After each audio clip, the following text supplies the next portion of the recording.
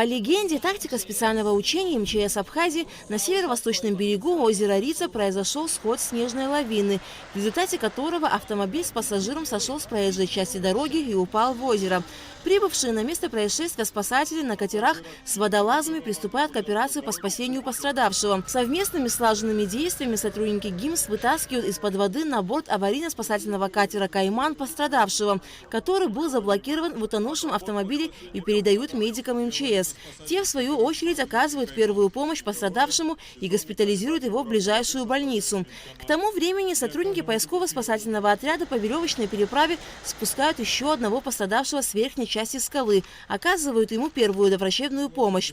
В связи с появлением информации о том, что на территории схода лавины есть еще один пострадавший, на поисково-спасательные работы были высланы спасатели на снегоходах. Отыскав пострадавшего, спасатели оказывают ему первую доврачебную помощь и на снегоходе доставляют его к сотрудникам медицинского управления. Для расчистки участка дороги, заблокированного сходом лавины, высылается подразделение пиротехников.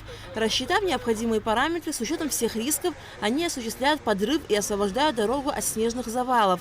В учениях были задействованы 50 человек личного состава и 13 единиц спецтехники.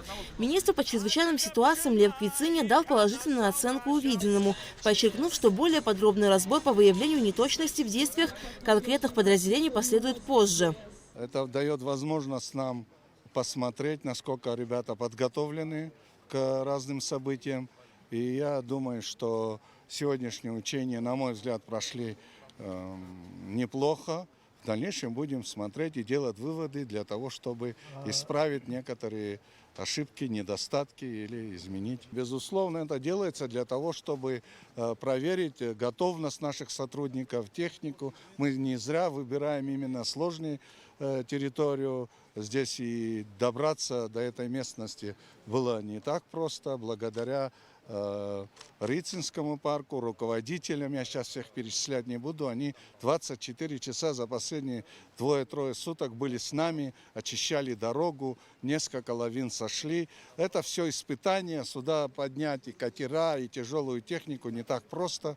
Но мы справились. Тактические учения на берегу озера Рица МЧС проводит ежегодно. Впервые в этом году к ним присоединились силовые структуры Абхазии. Они выполняли задачу в рамках антитеррористических учений. Силовики блокировали участок местности, где расположилась условная диверсионная группа.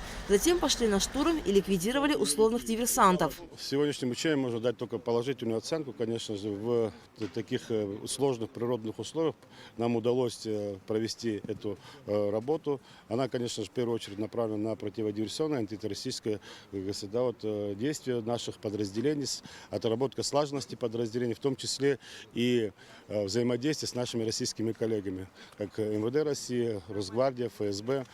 Сегодня впервые присутствуют на этом мероприятии коллеги наши из Южной Осетии, так что мы общими усилиями боремся с основным противником везде, где бы он у нас не появился. Межведомственные тактические учения проводятся для того, чтобы оценить профессиональную подготовку спасателей и силовиков.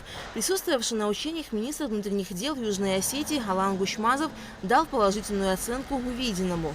По профессиональному подготовке СОБР это все отработал чисто, достойно. Я считаю, что они занимаются повседневно и тем самым не на учениях справились с заданием на высшем уровне.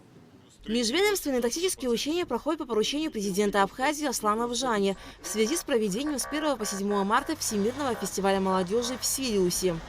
Алика Трапшин, Вера Рджения, Адам Рджения, Абхазское телевидение.